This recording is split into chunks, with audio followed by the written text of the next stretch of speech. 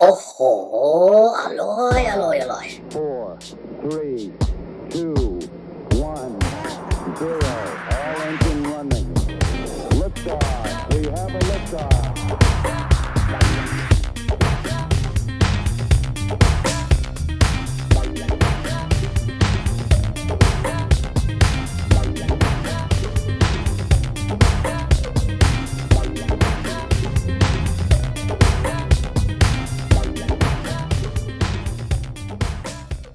Oh, my friends, Isarn has changed. Thailand has changed in general. I mean, gone are the thatched huts and wooden teakwood houses that I used to remember way back in my childhood. Instead, we're starting to see these structures dotting the landscape. Yes, the rural landscape. Though I enjoy the modern conveniences that come with changes that I'm seeing.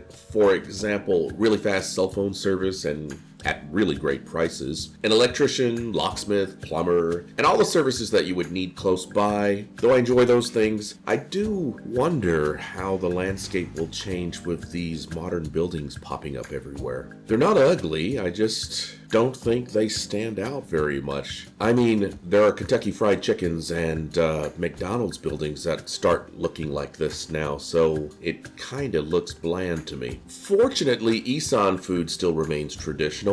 Thai food remains the same. The fusion restaurants that you can kind of find everywhere these days, like in shopping malls and whatever, they still remain a novelty, a rich tourist or upper class pastime. The majority of the food you're going to find is classic and widely available dishes. These can be found everywhere in restaurants throughout the Isan area, in every village, and I'm here for it. I've recently fallen in love with Jeow Mak Keau, a roasted eggplant dip that goes good with just about anything, and I'm going to show you how to cook it here. Let's go!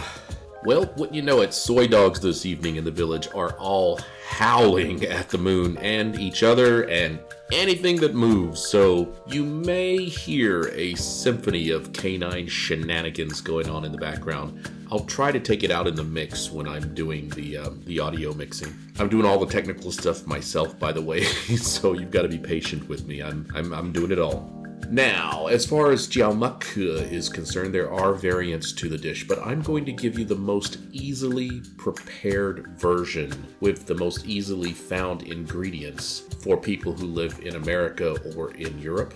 Additionally, instead of grilling the eggplant, I'm going to fry it but blacken it to mimic the grilling. Believe it or not, it tastes the same to me. Now note, like many Thai recipes, most of the ingredients are to taste, so the amounts seen here are me approximating what most people would generally find tasty.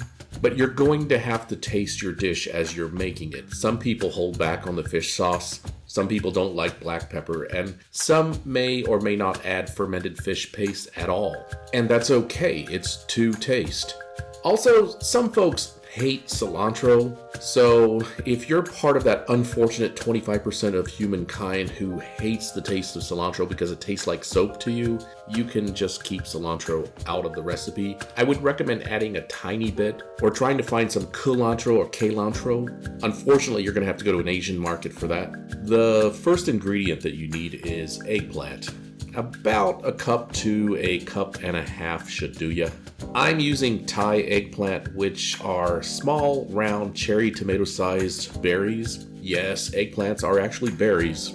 It's known as mak prao, but you can use any kind of eggplant for the dish. Just make sure that it's cut into chunks. Don't mince it or cut it into thin slices or wafers. Cut it into little chunks. For example, if you've got those large purple eggplants that are normally sold in America, then I would just cut those into like ice cube size chunks. Now, the beauty of Thai eggplants is we just cut them into quarters. Next, you'll need one stem of green onions or a couple of shallots, whichever you have.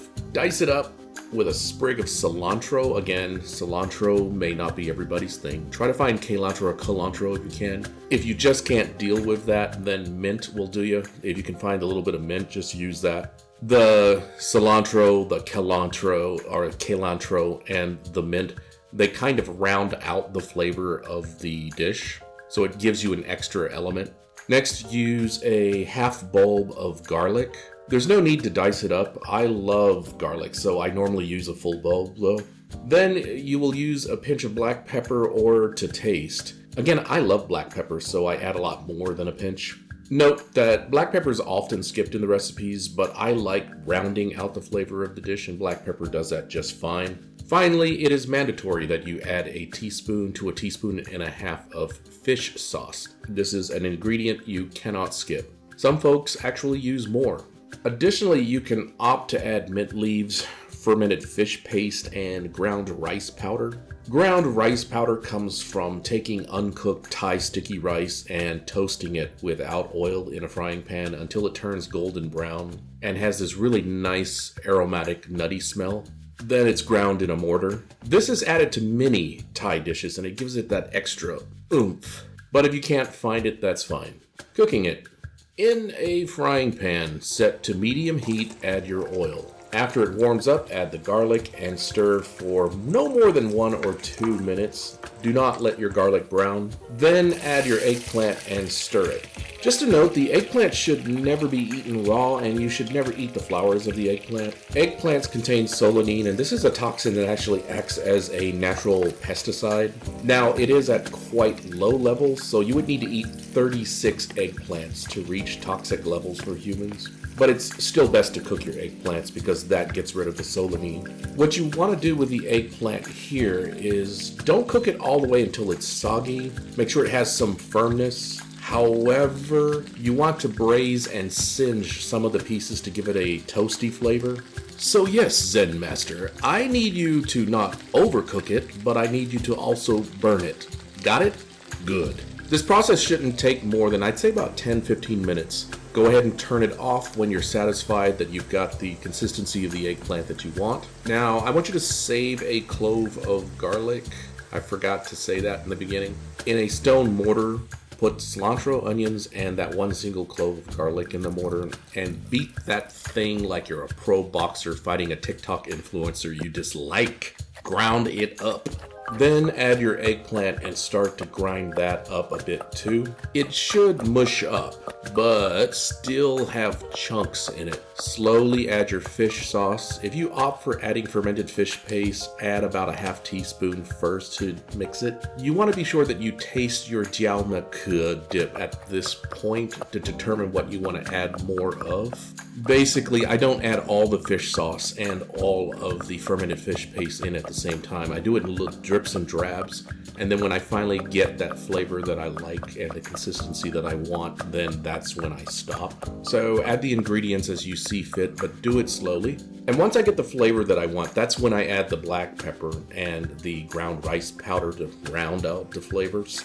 I mix all that up and then I serve it with a dip with my favorite veggies. It goes great with firm lettuce, cucumbers, and fresh green beans. Also, it goes pretty good with carrots. Sometimes I just take a spoon and eat it just as it is. Jeow Mak Keau, a classic Lao dish served in the northeastern part of Thailand. If you feel like graduating from the usual pad thai or panang gai, check this out. It has become my new obsession. If you enjoyed this video, please like, comment, and subscribe. Once again, I love you because you are the best. I appreciate you, especially since you're watching my videos, and I wish you all the best in life. See you next time.